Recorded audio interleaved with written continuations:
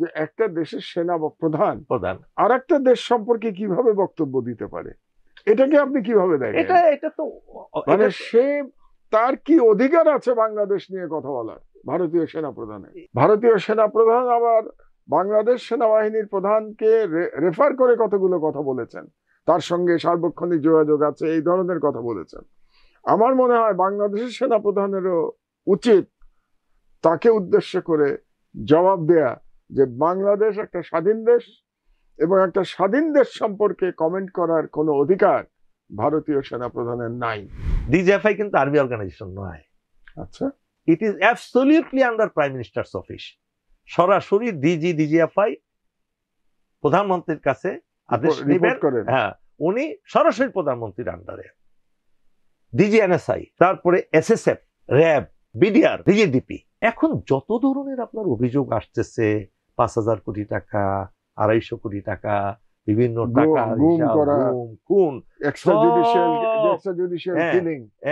এই সব কিছু কিন্তু করা হয়েছে এই সমস্ত অর্গানাইজেশনের মাধ্যমে। সেনা প্রধানের কিছুই করণীয় ছিল না, এবং এগুলো চলতো কিন্তু সরাসরি পৃথিবীর ইতিহাসে সবচেয়ে নিকৃষ্টতম একজন সামরিক অফিসার, পৃথিবীর ইতিহাসে বলতেছি, তারিক আহমেদ সিদ্দিকী, একেবারে অজিত দোভালের হুবহু প্রতিচ্ছবিটা। হাসিনা এবং ইন্ডিয়া তো চাচ্ছে। বাংলাদেশ সেনাবাহিনীকে নিয়ে খোলামেলা আলোচনা করলেন সাংবাদিক মাহমুদুর রহমান এবং সাবেক সেনা সদস্য কর্নেল হক। বাংলাদেশ সেনাবাহিনী মূলত কার আমল থেকে, কোন সেনাপদের আমল থেকে বিতর্কিত হয়েছে, এবং বর্তমান সেনাবাহিনীর ভিতরে এখনো যে সমস্ত আওয়ামী লীগের দূষরা রয়েছেন তাদেরকে মুক্ত করলে সেনাবাহিনী কলঙ্কিত মুক্ত হতো, কিন্তু সেনাপ্রধান যারা ওয়াকার তারপরে কেন মুক্ত করতেছেন না? এবং সেনাপ্রধান এবং ডক্টর ইউনূস তো জনগণের একজন প্রতিনিধি হিসেবে তারা দায়িত্ব নিয়েছে, তারপরও তারা কেন নিজেদের মধ্যে দূরত্ব সৃষ্টি করেছে? সমসাময়িক অনেক বিষয় নিয়ে আলোচনা করেছে সাংবাদিক মাহমুদুর রহমান এবং কর্নেল হক। আশা করি আপনাদের মনের ভিতর জমানো থাকা অনেক প্রশ্নের উত্তর এই আলোচনায় পেয়ে যাবেন। 15 বছরে বাংলাদেশের সবগুলো ইনস্টিটিউশন ধ্বংস করে দিয়ে দিল্লিতে পালিয়ে গেছে, এবং যে ইনস্টিটিউশনগুলো ধ্বংস করেছে তার মধ্যে সেনাবাহিনীও আছে। তিনি সেনাবাহিনীকে বিতর্কিত করে দিয়ে গেছেন। তিনি সেনাবাহিনীতে কিছু দুর্নীতিপরায়ণ অফিসারকে দিয়ে সেনাবাহিনীর যে কর্তব্য সেটা পালন করতে দেন নাই। বিশেষ করে তারেক সিদ্দিকীর মাধ্যমে তিনি সেনাবাহিনীর সমস্ত কর্মকাণ্ডকে বিতর্কিত করবার চেষ্টা করে গেছেন, এবং বাংলাদেশের জনগণের সাথে সেনাবাহিনীর যে সুসম্পর্ক ছিল সেটাকেও তিনি নষ্ট করে দিয়ে গেছেন। কাজেই তার আমলে সেনাবাহিনীর বিরুদ্ধে আয়নাঘরের অভিযোগ উত্থাপিত হয়েছে, গুমের অভিযোগ উত্থাপিত হয়েছে, এবং এখন আমরা দেখতে পাচ্ছি কোন কোন রিটায়ার্ড আর্মি অফিসারের বাড়িতে, যারা এখন পলাতক আছেন, তাদের বাড়িতে 2.5 কোটি টাকা পর্যন্ত নগদ পাওয়া যাচ্ছে। অর্থাৎ তিনি মরালি ডিস্ট্রয় করবার চেষ্টা করেছেন বাংলাদেশ সেনাবাহিনীকে। এবং এটা তিনি কেন করেছিলেন? কারণ তিনি বাংলাদেশকে ভারতের উপনিবেশে পরিণত করেছিলেন, এবং উপনিবেশে পরিণত করবার জন্য বাংলাদেশের দেশপ্রেমিক সেনাবাহিনীকে ধ্বংস করা তার এজেন্ডার মধ্যে ছিল। এবং এই এজেন্ডা শুরু হয়েছিল, আপনাদের নিশ্চয়ই মনে আছে, বিডিআর ম্যাসাকারের মধ্যে দিয়ে, যেদিন দেশপ্রেমিক সেনা কর্মকর্তাদের নির্মমভাবে হত্যা করা হয়েছিল। এবং সেখান থেকে শুরু করে হাসিনার পলায়ন পর্যন্ত বাংলাদেশ সেনাবাহিনীকে তিনি বিতর্কিত করেছেন সর্বতভাবে। আজকে আমরা এই বিষয় নিয়ে একজন অভিজ্ঞ সেনা কর্মকর্তার সঙ্গে আলাপ করব। তিনি শুধু একজন অভিজ্ঞ সেনা কর্মকর্তাই নন, তিনি অবসরপ্রাপ্ত সেনা অফিসারদের যে সংগঠন rava, retired army officers welfare association, সেটার নির্বাচিত প্রেসিডেন্ট। তার নাম কর্নেল মোহাম্মদ আব্দুল হক। তো আমরা আজকে কর্নেল হকের সাথে আমরা খোলামেলা আলাপ করব সেনাবাহিনীর বর্তমান অবস্থা, এবং এখান থেকে সেনাবাহিনীর কিভাবে উন্নতি সাধন করা যায়, আমরা যেন আবার পূর্বের মতো সেনাবাহিনীর সাথে জনগণের একটা সৌহার্দ্যমূলক সম্পর্ক হয়, সেটা কিভাবে আমরা করতে পারি সে বিষয়ে আমরা আলাপ করব কর্নেল হকের সাথে। কর্নেল হক, আসসালামু আলাইকুম। আপনাকে অসংখ্য ধন্যবাদ আমাদের স্টুডিওতে আসবার জন্য। ওয়ালাইকুম সালাম। আমার অত্যন্ত শ্রদ্ধেয়, অত্যন্ত প্রিয় দেশপ্রেমিক এক ব্যক্তিত্ব, যাকে আমি বহুদিন ধরে রিটায়ারমেন্টের আগে থেকেও, সেনাবাহিনীর চাকরি করা কালীনও আপনাকে আমি আমার মনের মধ্যে ধারণ করেছিলাম এই কারণে আপনার লেখাগুলো আমি খুব মনোযোগ সহকারে পড়তাম সামরিক বাহিনীতে থাকাকালীন। আপনার লেখা বইগুলো আমি সে সময় নিজে পড়েছি, আমি অন্যদেরকে বিতরণও করেছি সিনিয়র লেভেলে। তখন আপনি আমাকে চিনতেন না, আমিও আপনাকে সরাসরি দেখিনি, সামনাসামনি দেখা, শুধু আত্মার পরিচয়। কেন? ব্রিজটা তৈরি করেছিল দেশপ্রেমের ব্রিজ, যে এদেশে এই বাংলাদেশ নামক দেশটিকে আমি মাঝে মাঝে বলি অরফেন দেশ, একটা অভাগা দেশ, এতিম দেশ, যে দেশের অভিভাবক নাই, থাকে না। কেন যে থাকে না, কেন যে দেয়নি, আবার থাকলেও কেন চলে যায়, সেই সময় আপনার সেই দেশপ্রেমে, গভীর দেশপ্রেম আমাকে আন্দোলিত করত, আমাকে উদ্বেলিত করত। তখন থেকে আপনাকে ভালোবাসি দেশের কারণে, ধন্যবাদ। আপনাকে ভালোবাসি আল্লাহর কারণে।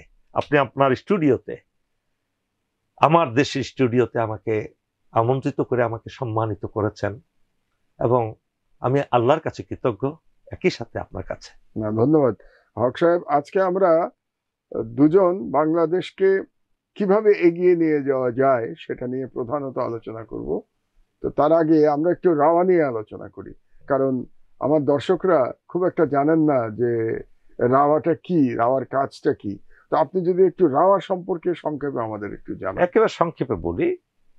এর আগে আপনাকে কিন্তু সংক্ষেপে একটু বাংলাদেশ সেনাবাহিনীর ইতিহাসটাও মানুষ জানে না, একেবারে সংক্ষেপে আমি বলছি। পাকিস্তান যখন প্রতিষ্ঠিত হয় 1947 সালের 14 আগস্ট, এবং এই ভূখণ্ডের নাম ছিল ইস্ট বেঙ্গল তখন, 3 বছরের জন্য। সেই ইস্ট বেঙ্গলে বা পূর্ব পাকিস্তানে কিন্তু কোনো আর্মি ছিল না, কোনো আর্মির এলিমেন্টও ছিল না। টুটাফাটা এখানে সেখানে 2-4 জন অফিসার ছিলেন। হ্যাঁ, এক জেনারেল ছিলেন, জেনারেল ইশফাকুল মাজিদ, বাঙালি ছিলেন, বাট তিনি পাকিস্তানে হয়েছেন। আর জেনারেল আতাউল গনি ওসমানী তখন তখন কর্নেলও ছিলেন না, তখন একেবারেই জুনিয়র মেজর, দেন ক্যাপ্টেন গনি, 2-4 জন অফিসার ছিলেন, আর্মি ছিল না। কিন্তু ব্রিটিশ আর্মিতে এই কিছু অফিসার, মেজর গনি থেকে শুরু করে টিআই হোসেন, এম.আর. আক্তার, আর কয়েকজন অফিসার, তারা চেষ্টা করেছিলেন একটা বেঙ্গল রেজিমেন্ট করার জন্য। আচ্ছা। অথচ সেই ব্রিটিশ পিরিয়ডে কিন্তু বিভিন্ন প্রদেশের নামে তাদের রেজিমেন্ট ছিল, রাজপুত রেজিমেন্ট, পাঞ্জাব রেজিমেন্ট, কিন্তু বেঙ্গল রেজিমেন্ট ছিল না। এটার কারণে ছিল 1757 সালে যে যুদ্ধটা হয়েছিল ব্রিটিশদের সাথে, এই বাংলা দিয়েই কিন্তু তাদের যাত্রা শুরু হয়। অবশ্যই। এবং তারা এই জন্য এই অঞ্চলটাকে তারা যাতে জাগ্রত না হতে পারে মিলিটারিলি, সেই জন্য কিন্তু তারা সব চেষ্টা করে গেছে, কারণ সাহসী মানুষ এই এলাকায়, সেই জন্য তারা কোনো আর্মি প্রতিষ্ঠা করে নাই। অবশেষে কিছু অফিসারের, জুনিয়র অফিসার হলো, তাদের প্রচেষ্টায় কিন্তু স্বাধীন হওয়ার 14 আগস্টের মাত্র 5 মাসের মাথায় আপনার 15ই ফেব্রুয়ারি এই ঢাকার কুর্মিটোলায় দারোগা বাড়িতে ইস্ট বেঙ্গল রেজিমেন্ট নামে ফার্স্ট ইস্ট বেঙ্গল রেজিমেন্ট প্রতিষ্ঠা লাভ করে। আচ্ছা। সেটা দিয়ে কিন্তু বাংলাদেশের সামরিক বাহিনীর শুরু। যদিও আওয়ামী লীগ খালি বারবার বলে যে এই স্বাধীনতা যুদ্ধে আর্মির জন্ম হয়েছে, হ্যাঁ পরে আসবো। এখন সেই অনুষ্ঠানটা এত গুরুত্বপূর্ণ ছিল, মাইন্ড ইউ, সেখানে তৎকালীন মুখ্যমন্ত্রী এবং পাকিস্তানের প্রধানমন্ত্রী নাজিমুদ্দিন থেকে শুরু করে মন্ত্রী পরিষদের সকল সদস্যরা উপস্থিত ছিলেন সেখানে, এবং সেখানে উপস্থিত ছিলেন তৎকালীন commander in chief of Pakistan আর্মিও উপস্থিত ছিলেন সেখানে। সেই অনুষ্ঠানে আরেকটা জিনিস গুরুত্বপূর্ণ বিষয়, আপনার পত্রিকাও ছাপাইয়াছেন, আমার লেখাটা, ভাষা আন্দোলন শুরু হয়েছিল, সেই 2 জন মেজর সেখানে প্রতিবাদ করেছিলেন। যাই হোক, সেই থেকে কিন্তু আমাদের ইস্ট বেঙ্গলের যাত্রা, এবং সেই ইস্ট বেঙ্গল আল্লাহ রাব্বুল আলামিন তৈরি করেছিলেন স্বাধীনতার যুদ্ধে যাতে এই দেশটাকে নেতৃত্ব দিতে পারে।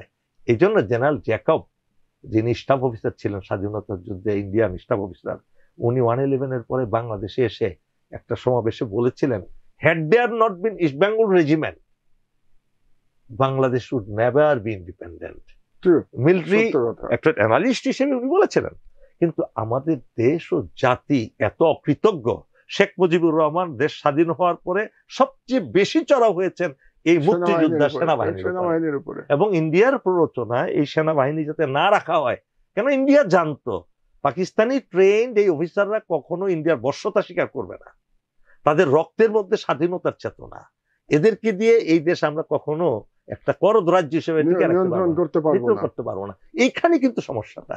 এবং সেই জন্য শেখ মুজিব ঠিক করলো ওই স্বাধীনতা যুদ্ধের সময় কিন্তু মাহমুদ ভাই আপনি মনে করতে পারেন যখন জেনারেল ওসমানী মুক্তিযুদ্ধের কমান্ডার ইন চিফ হয়ে নেতৃত্ব দিচ্ছেন, তখন কিন্তু তারা সেই প্ল্যান করে রাখে। তাদের কিন্তু ক্যালকুলেশনে ছিল না যে 25শে মার্চের পরে এরকম আর্মি রেজ করে ফেলবে, বিদ্রোহ করবে। এটা তাদের ক্যালকুলেশনে ছিল না, পরিকল্পনায় ছিল না। এটা হঠাৎ আবির্ভূত। এটা তো শহীদ জিয়াউর রহমান ঘোষণা দিলেন এবং যে বীরত্বের সাথে লড়াই করলেন চট্টগ্রামে। আমার মনে আছে পরবর্তী সময় তাজউদ্দিন সাহেব, তখনও তিনি প্রবাসী সরকারের প্রধানমন্ত্রী, তিনি বলেছিলেন যে জিয়াউর রহমান যে যুদ্ধ করেছে চট্টগ্রামে সেটার সাথে স্টালিনগ্রাডের যুদ্ধের সাথে তুলনীয়। এই কথাটা কিন্তু তাজউদ্দিন বলেছিলেন। আপনার নিশ্চয়ই মনে আছে। আরেকটা জিনিস আপনাকে আপনি জানেন, তারপর আমি বলছি দর্শক শ্রোতাদের উদ্দেশ্যে, প্রবাসী সরকারের কিন্তু গঠন করার কোনো প্ল্যান ছিল না। 4 এপ্রিল তেলিয়াপাড়ায় জেনারেল তৎকালীন কর্নেল ওসমানীর নেতৃত্বে 27 জন মিলিটারি অফিসার এবং 2-3 জন সিভিল প্রশাসনের জুনিয়র অফিসার ছিলেন।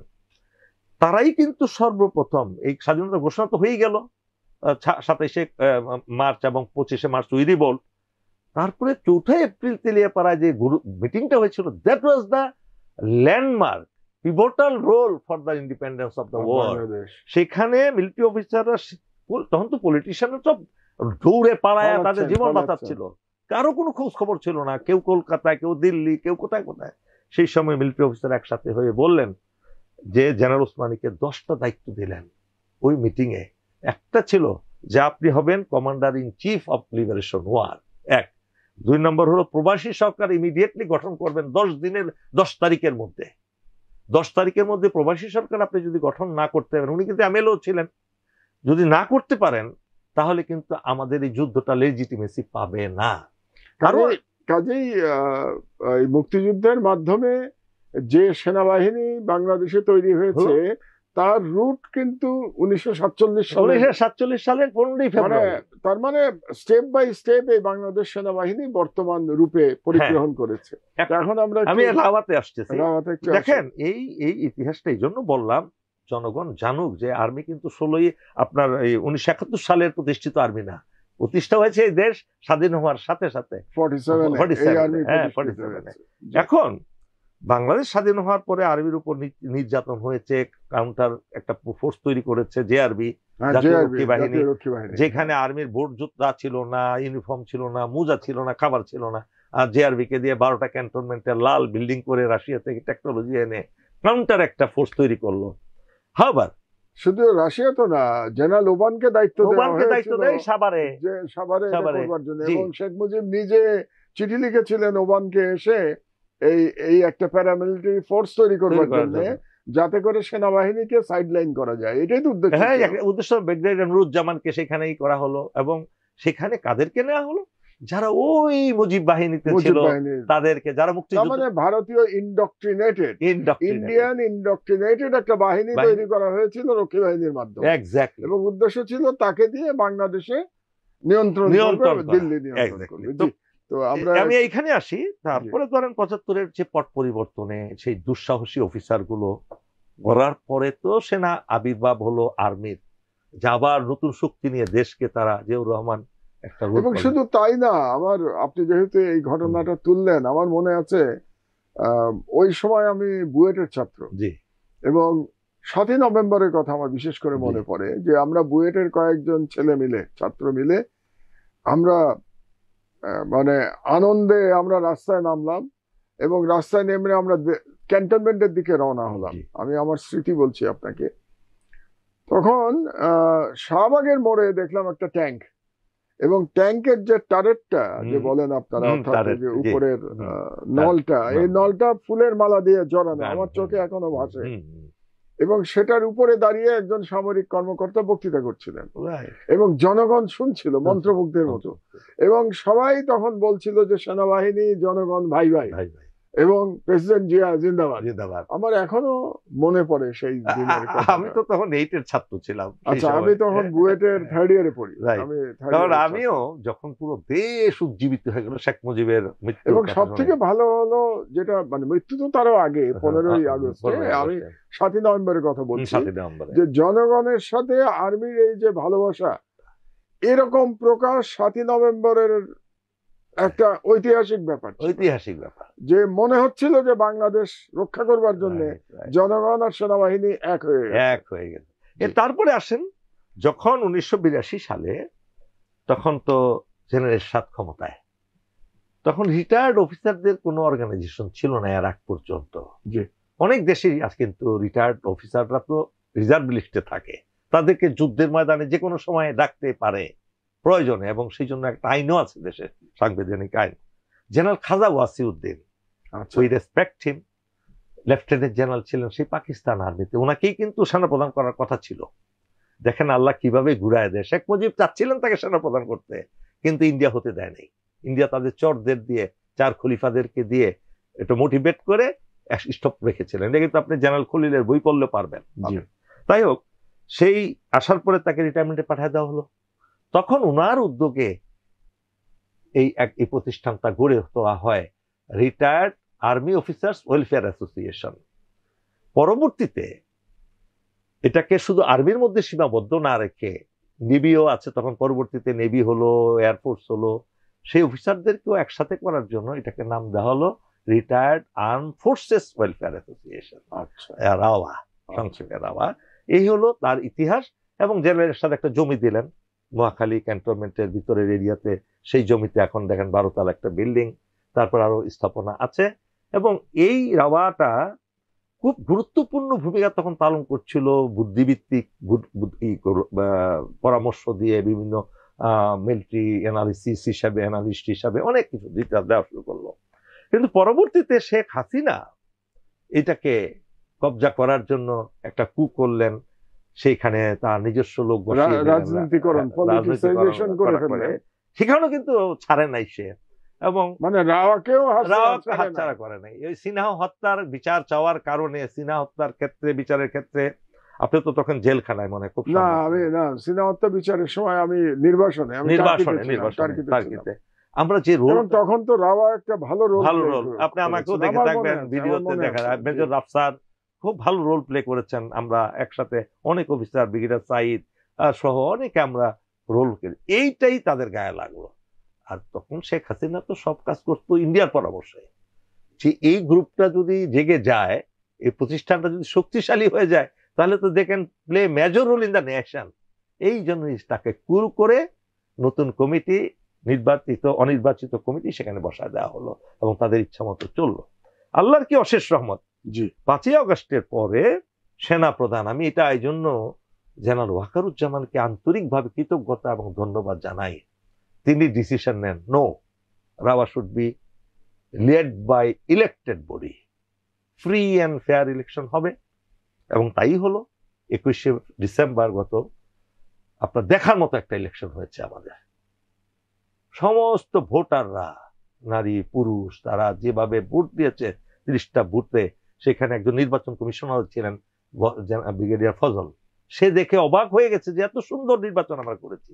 সেখানে আল্লাহর রহমতে আমি সেখানে চেয়ারম্যান হিসাবে নির্বাচিত হয়ে আসি, এবং আমি যাতে না হতে পারি সেই জন্য ফেসিলিটিদের অনবদ্য চেষ্টা ছিল। আল্লাহর রহমতে আমাকে আল্লাহ নির্বাচিত করেছেন। অভিনন্দন জানাচ্ছি সেখানে জিতবার জন্য। ধন্যবাদ।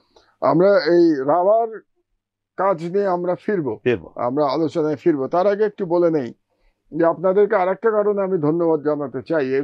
এবারে যে মহান জুলাই বিপ্লব, সেই জুলাই বিপ্লবে কিন্তু রিটায়ার্ড আর্মি অফিসাররা আপনারা খুবই ভালো ভূমিকা রেখেছেন। আমি টার্কি থেকে দেখেছি যে আপনারা পরিবার পরিজন নিয়ে রাস্তায় নেমেছিলেন ফ্যাসিস্ট হাসিনার বিরুদ্ধে। তো এটার জন্য আবারও অভিনন্দন জানাই। সেটা লিড দিয়েছিলাম আমি, মোহাম্মদ ভাই, মিরপুর ডিওএইচএসে 2 তারিখে 2রা আগস্টে। সেটার একটা কাহিনী আছে, সে এখন বলবো না, এটা একটা বড় কাহিনী কিভাবে হলো। বাট ওই আমার নেতৃত্বে বেশ কিছু অফিসার, 3 বাহিনীর, আমরা কিন্তু 2 তারিখে বিকেলে বিদ্রোহ ঘোষণা করি সরকারের বিরুদ্ধে, এবং সামরিক বাহিনীকে আমরা দেশের জনগণের পক্ষে কাজ করার জন্য অনুরোধ জানাই, সেটা কিন্তু ব্যাপকভাবে প্রচারিত হয়। জি জি, ওইটা আমার মনে আছে। হ্যাঁ, ওইটা করার পর কিন্তু আমাদের নারী পুরুষ যারা আছে সবাইকে নিয়ে কিন্তু আমরা মিরপুর ডিওসিতে বিশাল মিছিল বের করি, জি, এবং সেখানে আমি সবাইকে একত্রিত করে আই অ্যাড্রেস দেম যে we have to make independence. জি, হ্যাঁ, জি। That was the history. এবং আমাদের অনবদ্য অবদান ছিল, এটা কিন্তু আমাদের মিডিয়া হয়তো ভুলে গেছে, স্বীকার করে না সবকিছু। না, স্বীকার না করার কারণ নাই, ইতিহাসকে কি করে বাট আমাদেরকে তারা আমরা দেখেন, স্বীকার এই করবো না? আন্দোলনটা কিন্তু এই স্টেক হোল্ডাররা আমাদেরকে নিচ্ছে না, আমাদেরকে তাদের না, বিভিন্ন এখানে কথা আছে, যে কথাটা হলো যে আমাদের স্বীকার করা উচিত যে জুলাই বিপ্লবে যে তরুণরা জীবন দিয়েছে, তরুণরা জীবন দিয়ে বাংলাদেশকে আবার মুক্ত করেছে, যুক্ত করেছে। মুক্ত করেছে বলেই কিন্তু আমি এখন এখানে বসে আছি, আমিও বসে আছি। এবং আপনিও এখানে বসে বসে আছেন, এবং আমরা মুক্ত পরিবেশে কথা বলতে পারছি। কাজে এখানে যার যা অবদান সবগুলো আমাদের মেনে নেওয়া উচিত। এই কারণে যখন আমি দেখি যে কেউ কাউকে ছোট করতে চায়, অবদান মানতে চায় না, আমার খুব কষ্ট লাগে। হক সাহেব, বুঝলেন, মনে হয় যে এত মানে ক্ষুদ্রতা কেন থাকবে মানুষের মধ্যে?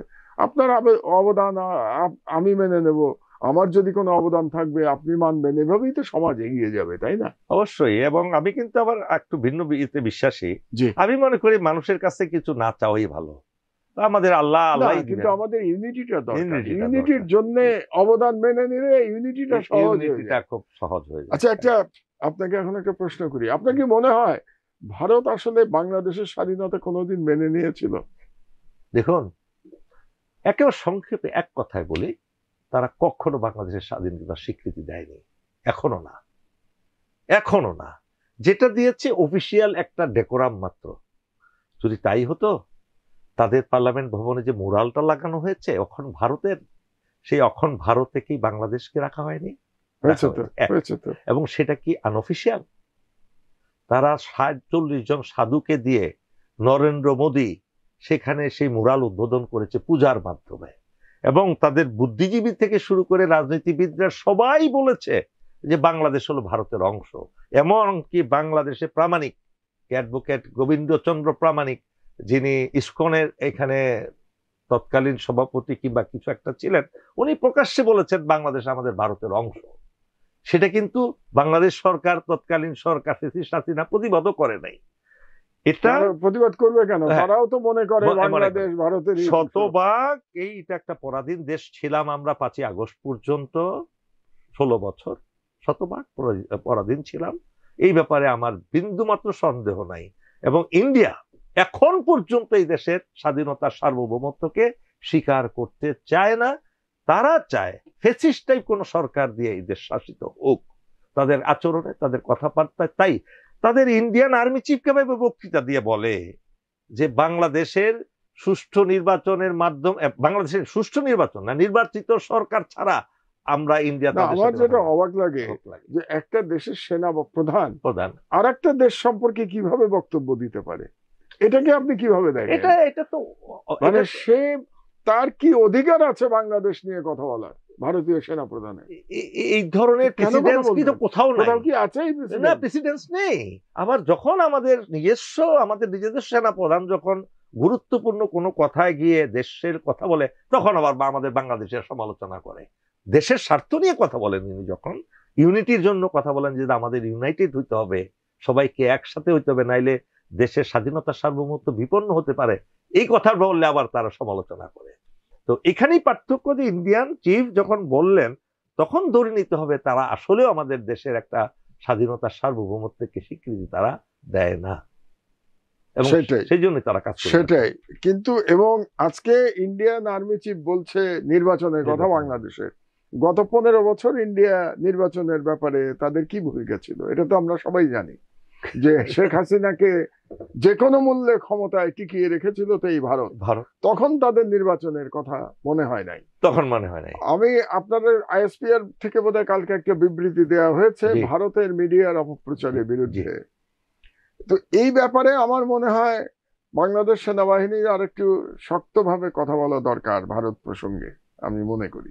যেমন আপনি সেনা প্রধানের বক্তব্যের কথা বললেন, কিন্তু যেহেতু ভারতীয় সেনা প্রধান কোন রকম নর্মসের বালাই না রেখে বাংলাদেশের নাম নিয়ে তিনি কথা বলছেন, আমি মনে করি বাংলাদেশের সেনা প্রধানেরও ভারতের নাম নিয়ে কথা বলা উচিত। আমিও তাই বিশ্বাস করি।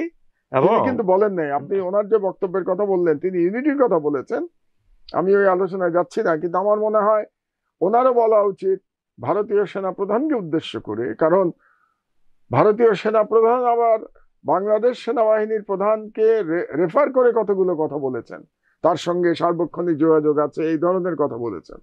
আমার মনে হয় বাংলাদেশের সেনা প্রধানেরও উচিত তাকে উদ্দেশ্য করে জবাব দেয়া যে বাংলাদেশ একটা স্বাধীন দেশ এবং একটা স্বাধীন দেশ সম্পর্কে কমেন্ট করার কোনো অধিকার ভারতীয় সেনা প্রধানের নাই। এই বক্তব্যটা আপনাদের কাছ থেকে আসা উচিত। আমি মাহমুদ ভাই আপনার সাথে একমত পোষণ করি। আমাদের সেনা প্রধান জি, তার মতো ইন্ডিয়ান সেনা প্রধানের মতো অভদ্র হন নাই আর কি, অভদ্র হন নাই। উনি নর্মসের বাইরে যেতে পারতেন কিন্তু বলেন নাই।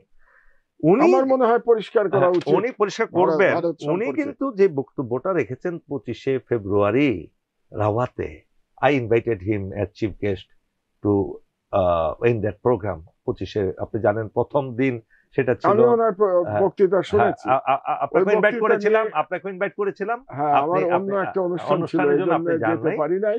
আপনি থাকলে বুঝতে পারতেন উনি কিন্তু অ্যাবসলিউটলি উনি একটা মিলিটারি ফোরামে, তিন বাহিনীর একটা ফোরামে উনি পারিবারিক পরিবেশে বক্তব্য রেখেছেন সেদিন, এবং উনি নিজের কথাও বলেছেন, আমিও বলেছি, ব্যাখ্যা করেছি সেটা। Absolutely it was a program of military. যদিও সেখানে মিডিয়া ছিল, মিডিয়া থাকার কারণে এটা ব্যাপকভাবে প্রচারিত হয়েছে, বাট উনি কিন্তু লক্ষ্য ছিল মিলিটারি কমিউনিটির মধ্যে ইউনিটি তৈরি করা ফার্স্টে। কেননা আমার মনে হয় উনি ওই দিন বক্তব্য দিতে গিয়ে কিছুটা উত্তেজিত হয়ে গেছিলেন, এবং যে কারণে ওনার ল্যাঙ্গুয়েজ নিয়ে বিতর্ক তৈরি হয়েছে, এটা এবং এই ল্যাঙ্গুয়েজে ডেকোরাম নিয়ে বিতর্ক তৈরি হয়েছে। আমি আর এটার ডিটেলসে যেতে চাই না আজকে। আমার মনে হয় উনি উত্তেজনার বশবর্তী হয়ে হয়তো যে সরকারি নর্মসের উনি ঠিকভাবে প্রতিপালন না, করেন না। এটা আবার আমি একটু আপনার সাথে ক্লিয়ার করছি ব্যাপারটা। আমাদের 5ই আগস্টের পরে কিছু বসন্তের কোকিল জাগ্রত হয়েছে। 5ই আগস্টের আগে যাদেরকে ফেসিবাদের বিরুদ্ধে কোনো কথা বলার দেখি নেই, ভয়ে আতঙ্কিত থাকতো, কোনো চ্যানেলে ইনভাইট করলে বলতো আমাকে ডাকবেন না, আমি বিপদে পড়ব, জি, সেই সমস্ত বসন্তের কোকিলরা 5ই আগস্টের পর পর জি, বিপুলভাবে সেনাবাহিনীর সমালোচনা শুরু করে। জি, প্রতিবেশী দেশের প্ররোচনায় আমার মনে হয় তারা সেনাবাহিনীর নানা অভ্যন্তরীণ বিষয়ে তারা হস্তক্ষেপ করা, সেনাবাহিনী রিফর্ম করা, এই ধরনের কথাবার্তা কন্টিনিউয়াসলি বলছিল। এবং কিছু কিছু যারা ডিসিপ্লিনের বাইরে অফিসার ছিলেন, সেনাবাহিনী থেকে বহিষ্কৃত হয়েছেন ডিসিপ্লিনের কারণে। হাসিনা তো এমনি তো জোরপূর্বক তো অনেককেই বাইর করে দিতে শত শত, কিন্তু কিছু কিছু অফিসার কিন্তু তখনও ইন্টারনাল সামরিক বাহিনীর যে ডিসিপ্লিনের কারণে মোরাল তার পিছনে বের হয়, তারা ব্যাপকভাবে সামরিক বাহিনীর বিরুদ্ধে প্ররোচনা চালাচ্ছিল, এখনো চালাচ্ছে। এবং জেনারেল ওয়াকারুজ্জামানের বিরুদ্ধে আরো ভালো ভালো যারা জেনারেল, যাদের চারিত্রিক কোনো কলঙ্ক নাই, তাদের বিরুদ্ধে নানা ধরনের অপবাদ তারা প্রচার করতেছিল। এই কারণে উনি একটু বিক্ষুব্ধ ছিলেন ওই সময়ে। এই বিক্ষুব্ধ থাকার কারণে আপনার তার মুখ থেকে কিছু কথা বের হয়েছে, কিন্তু সেটা কিন্তু কোনো যদি আপনি অভ্যন্তরীণ একটা জিনিস ধরেন যে আমার ঘরের ভিতরের কথা, তাহলে কিন্তু নর্মসের বাইরে কথা বলেন উনি। যদি এটা আপনার বাইরের জগতের সাথে তুলনা করেন, যেহেতু মিডিয়া ছিল, হ্যাঁ যেহেতু মিডিয়া, উনি ছিল, কিন্তু পরবর্তীতে কথাটা বুঝতে পারেন এখানে মিডিয়া আছে, প্রথমে বুঝতে পারেন নাই, পরে কিন্তু ওনার কথা এখানে আবার বাইরের মিডিয়াও আছে। আচ্ছা, আমি এই প্রসঙ্গে একটা প্রশ্ন করতে চাই জি, যে 15 বছর ধরে শেখ হাসিনা শুধু যে বাংলাদেশের সমস্ত ইনস্টিটিউশন ডিস্ট্রয় করেছে তাই না, বাংলাদেশকে দিল্লির কাছে সভরেন্টি সমর্পণ করে দিয়েছে। এই অবস্থায় আপনাদের বেশ কিছু সামরিক অফিসাররা নানা রকম অপকর্মে জড়িত হয়েছে। তারা আয়নাঘর বানিয়েছে, আমি নামই নিতে পারি, ধরেন লেফটেন্যান্ট জেনারেল মুজিবের নাম শোনা যায়, যিনি পলাতক এখন। তারপরে ডিজিএফআই এর যারা ছিলেন, জেনারেল আকবর, মোল্লা ফজলে আকবর, মাস্টারমাইন্ড, আরেকজন মামুন খালেদ, যারা এখন পলাতক। তারপরে সাইফুল, যার বাড়ি থেকে 2.5 কোটি টাকা নগদ পাওয়া গেল। তো এইভাবে যে তারা বাংলাদেশের সভরেন্টি তারা দিয়ে দিল ইন্ডিয়ার কাছে, আপনাদের মধ্য থেকে কোনো প্রতিবাদ হলো না কেন? এখন বলি মাহমুদ ভাই, এটা ভেরি পার্টিনেন্ট, এটা আপনার মনের মধ্যে আছে, আমার মনের মধ্যে আছে, দর্শক শ্রোতাদের মনের মধ্যেও আছে।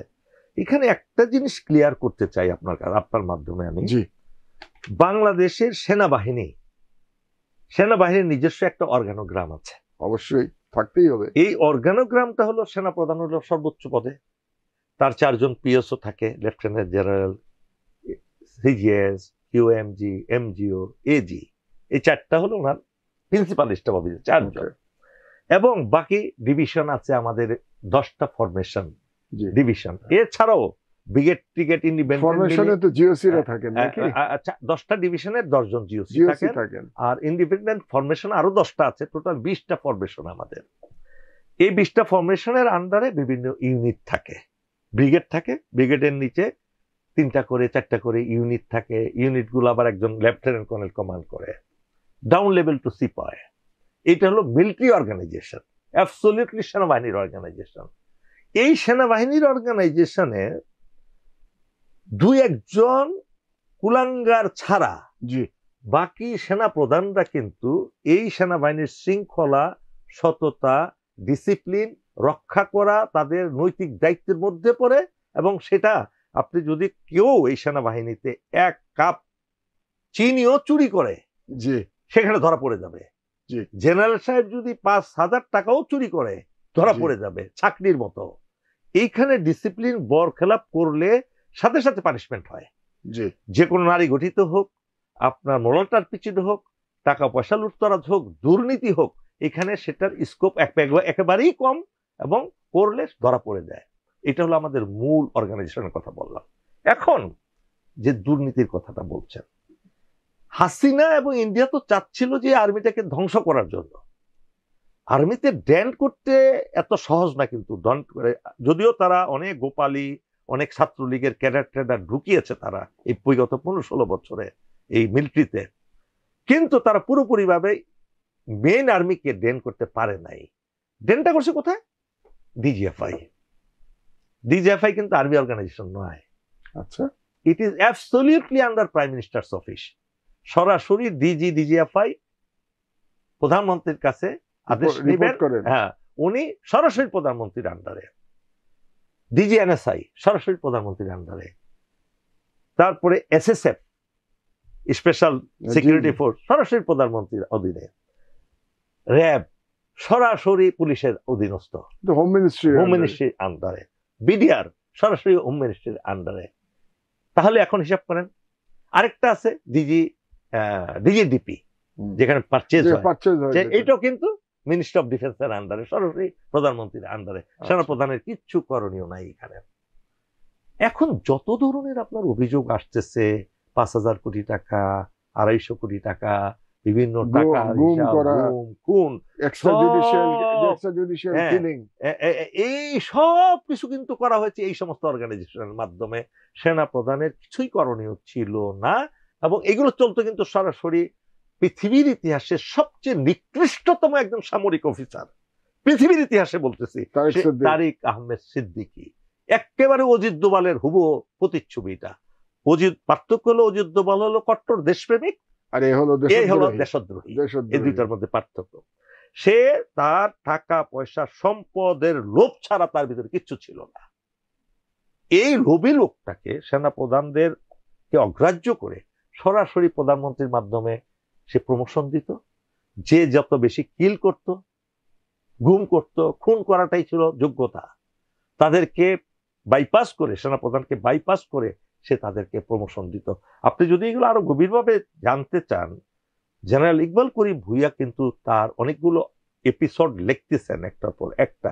সেখানে উনি বর্ণনা করছেন যে কিভাবে র্যাবে গিয়ে মানুষ, অফিসার গুলো নষ্ট হয়ে যাচ্ছে, কিভাবে পুলিশ সেখানে সুপ্রিমেসি করছে মিলিটারি অফিসারদের উপরে। বেনজিরের মতো একটা কুলাঙ্গারকে সেখানে যখন ডিজি বানায় দেওয়া হলো র্যাবের, he once he started commanding the military officer, তখন তো তার এলিভেশন হয়ে গেল। বাপরে বাপ, আমি তো আমার তো মনে আছে আপনাদের সিনহাকে যখন এক্সট্রা জুডিশিয়াল কিলিং করলো, প্রদীপ বোধহয় নাম ছিল, ওসি প্রদীপ, তখন জেনারেল আজিজ তৎকালীন সেনাপ্রধান আপনাদের এবং বেনজির, তারা গেল ইয়েতে কক্সবাজারে একসঙ্গে, এবং সেখানে বেনজিরের যে বডি ল্যাঙ্গুয়েজ ছিল তাতে মনে হচ্ছিল যে বেনজিরই বস এবং জেনারেল আজিজ তার অধস্তন কর্মচারী। আমি সেই সময় ওই ঘটনার পরে আমি আমার হক ভয়েসে একটা এপিসোড করেছিলাম। আচ্ছা, ওই সময়ের পরে আচ্ছা, আমাকে তো এই ফেসিস্ট সরকার 10 সালের 29 এপ্রিল 5 মিনিটের মধ্যে আমাকে সাভার ক্যান্টনমেন্ট থেকে বের করে দিল, আমার পরিবার সহ। এরপরে তো আমি যুদ্ধ শুরু করি। আমি তখন একটা এপিসোড করে আর পরে জেনারেল আজিজ আমাকে ফোন করলেন। আচ্ছা, হক, উনি তো আমার এক কোর্স সিনিয়র, 6 মাসের সিনিয়র। এক করছেন, হ্যাঁ, ওকে। হক, তুমি আমার সম্বন্ধে এরকম ড্রাগেটিভ ওয়ার্ড ইউজ করেছো তুমি। আপনার সম্বন্ধে কোনো ড্রাগেটিভ ওয়ার্ড ইউজ করি নাই। না, তুমি বলেছো যে আমি আইজিকে ডান পাশে বসাইছি, তাকে রিসিভ করেছি। আমি তো স্যার এটা দেখেছি তো। আপনি স্যার কোন সেনাপ্রধান প্রোটোকলে হলেও তো স্যার আপনি আইজিকে রিসিভ করতে পারেন না, আপনার অধস্থন অফিসাররা যাবে তাকে রিসিভ করতে। তারপরে আপনি ডান পাশে তারে বসাইছেন। পুলিশের আইজি কিভাবে ডান পাশে বসে থাকে আর আপনার formation commander who is far senior than IG they stand behind them. এটা কি স্যার এখানে তো আপনি আসলে উনি ওই কথাগুলো আর বলতে চাই না। উনি যেটা ব্যাখ্যা দিলেন ওই ব্যাখ্যাও কোনোভাবেই গ্রহণযোগ্য নয়।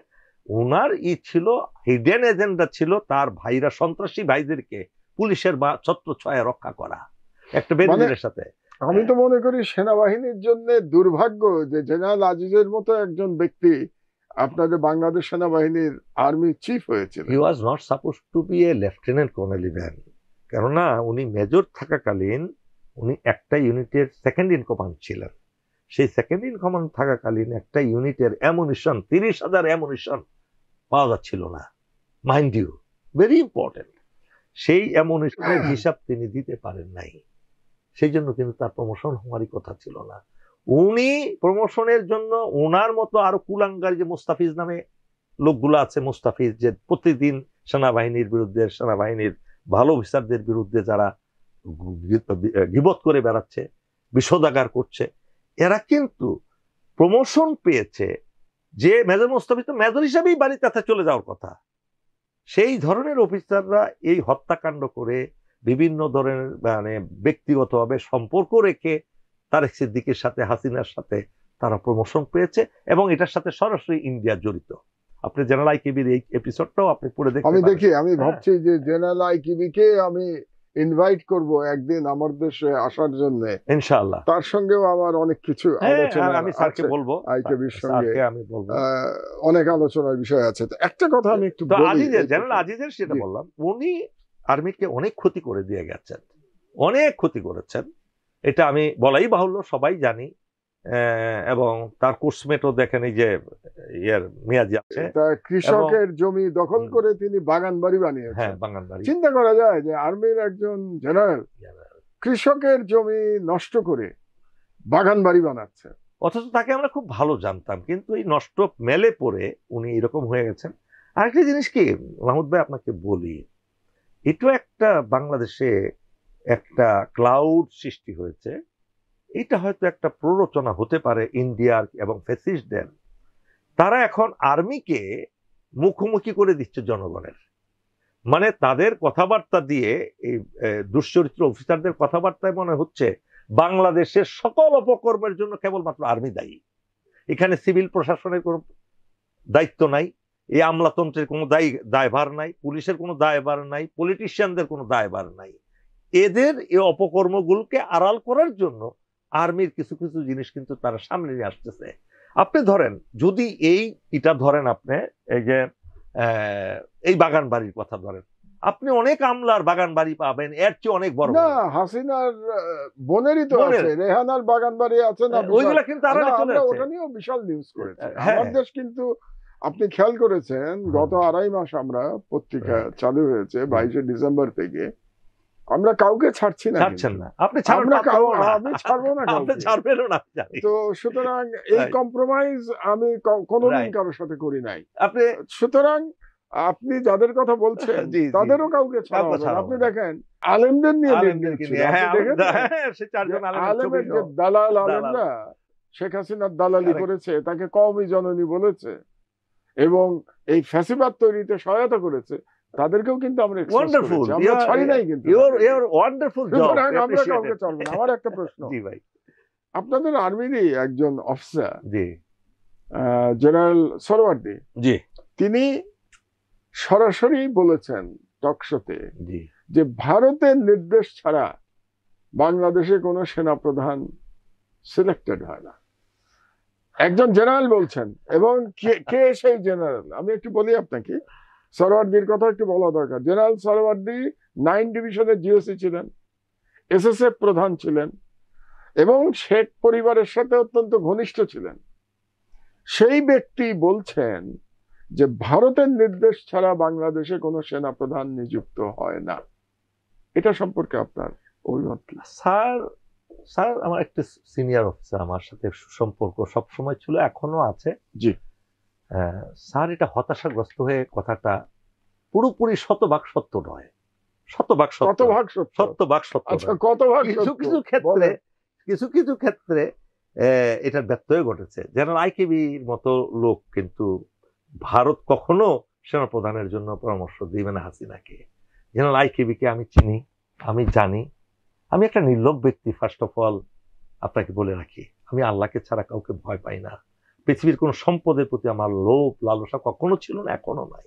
I have sacrificed my life for the country. দেখুন, জেনারেল আইকেবির মতো লোক সেই সময় যদি সেনাপ্রধান না হতেন, তাহলে আরো 500-র উপরে অফিসার গুণ কম হইতো বাংলাদেশ সেনাবাহিনী, 500-র উপরে আমি বললাম। কেননা তিনি অফিসারদেরকে রক্ষা করেছেন। তার আমি কোন ব্যক্তি বিশেষকে কিন্তু না, আমি বলছি যে সরওয়ার্দী সাহেব যে এটা বললেন, তাহলে তো ওনার সাথে সবচেয়ে সুসম্পর্ক ছিল ইন্ডিয়ার। ওনারকে কেন ভালো হইলো না? উনি তো ওনার আর আজিজের মধ্যে কম্পিটিশন ছিল। হ্যাঁ, কম্পিটিশন ছিল। হ্যাঁ, তো আজিজ হয়ে গেল, উনি হতে পারলেন না। ব্যাপারটা কি? দুজনেই তো ইন্ডিয়ার সাথে সম্পর্ক ভালো ছিল, দুজনের সম্পর্ক ভালো ছিল। তো ইন্ডিয়া আজিজকে কেন বেছে নিল? ইন্ডিয়া আজিজকে বেছে নিয়েছিল। ইন্ডিয়া সবসময় দুর্নীতিগ্রস্ত লোককে দুর্বলতা সুযোগ নিয়ে তাদেরকে কাজে লাগাতে পারে। শুধু এটা বলেন, ইন্ডিয়ার কাজ কি? আপনাকে দাওয়াত দিয়ে নিয়ে যাবে ইন্ডিয়াতে, যে কোনো অফিসার, সিভিল মিলিটারি যাকেই বলেন না কেন, 5 স্টার হোটেলে রাখবে। জি, আপনাকে একজন সুন্দরী মেয়ে আপনাকে কন্ডাক্টিং অফিসার দিয়ে দিবে, তারপরে ভিডিও শুরু হবে তাকে দিয়ে। জি, এই ভিডিওগুলো সব সংরক্ষিত থাকবে, ভিডিও দিয়েই সব কাজ হয়ে যায় তাদের। তো সেই ধরনের দুশ্চরিত্র অফিসার, আমি নাম বলবো না, অনেকেই ছিলেন যারা বিভিন্ন আর্মির বাইরে চাকরি করে তাদেরকে দিয়ে এই অপকর্মগুলো করানো হয়েছে।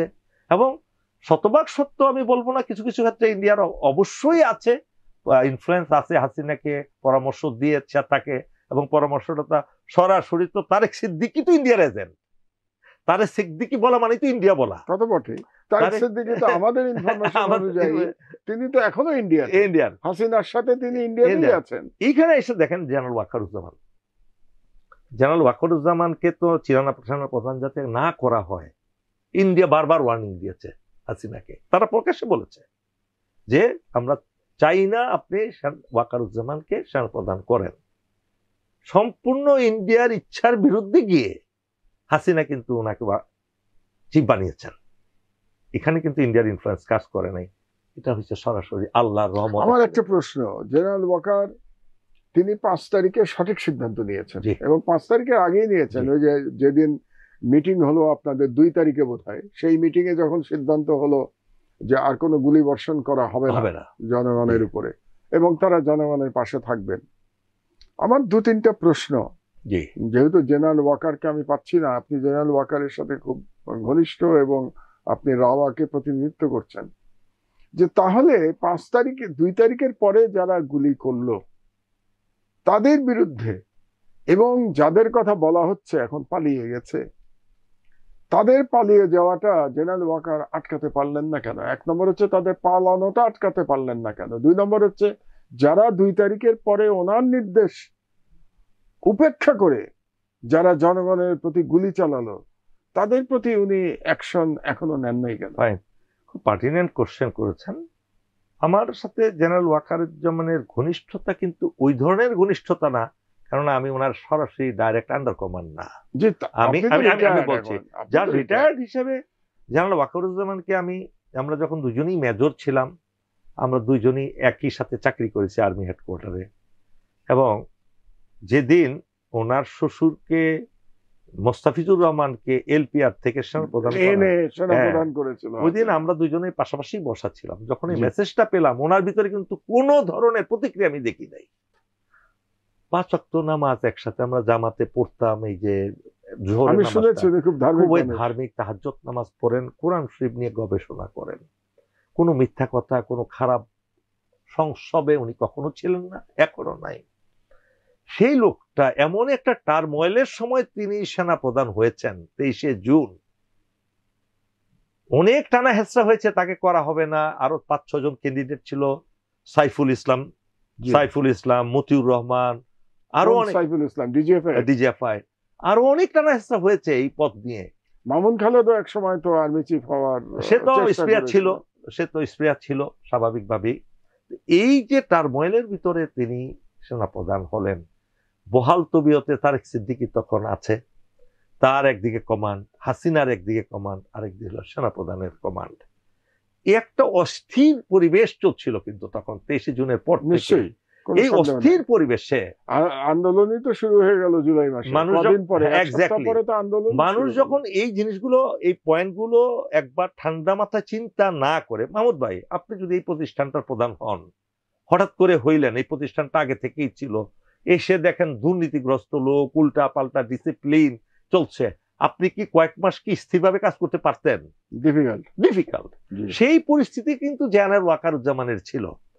যখন টার্মোয়েল শুরু হলো 5 তারিখে সকালে, আপনি চিন্তা করেন দেশের কি ভয়াবহ পরিস্থিতি চলতেছে, আন্দোলন, হত্যা, গুম খুন সবই চলতেছে। কিন্তু সেই সময় সেনাপ্রধান এর আগের রাত্রে গিয়ে প্রধানমন্ত্রীর অফিসে গিয়ে টেবিল থাপড়িয়ে বলেছে, আমি আর আপনাদের সাথে, আমরা জনগণের বিরুদ্ধে যেতে পারবো না, আমি গুলি করতে পারবো না। তাকে কিন্তু মারার জন্য হাসিনা রেখেছিল। জয় বলছে, তুই কুত্তা, তরে বানাইছি। আজকে আমি যেটা লিখেছি, আমার একটা লেখা কিন্তু আজকে আমি পড়েছি, পুরোটা পড়েছি, কিন্তু আমি বলেছি যে হাসিনা বলছিল যে পুলিশ যদি গুলি করতে পারে সেনাবাহিনী পারবে না। আচ্ছা দেখেন কত দুঃসাহসিক। যেমন ওয়াকারুজ্জামানকে আমি জিজ্ঞেস করেছিলাম, বলে স্যার আমি তো প্রস্তুত ছিলাম, শহীদ হওয়ার জন্য প্রস্তুত ছিলাম আমি, কিন্তু আমার দেশবাসীর বিরুদ্ধে তো আমি যেতে পারবো না, আমার হবে না। সেই সময়ে ধরেন আমাদের ফরমেশন হেডকোয়ার্টার গুলো দেশে বিভিন্ন স্থানে আছে, এই আওয়ামী দুষ্কৃতিকারী ম্যাক্সিমাম পুলিশ যেগুলো তো জানে যে সেনানিবাস হইল একটা নিরাপদ স্থান, তখন তারা কিন্তু কোনো নাই, ভিতরে ঢুকে গেছে, কোনো পারমিশন নেয় নাই। তখন বিভিন্নভাবে তারা ঢুকে গেছে।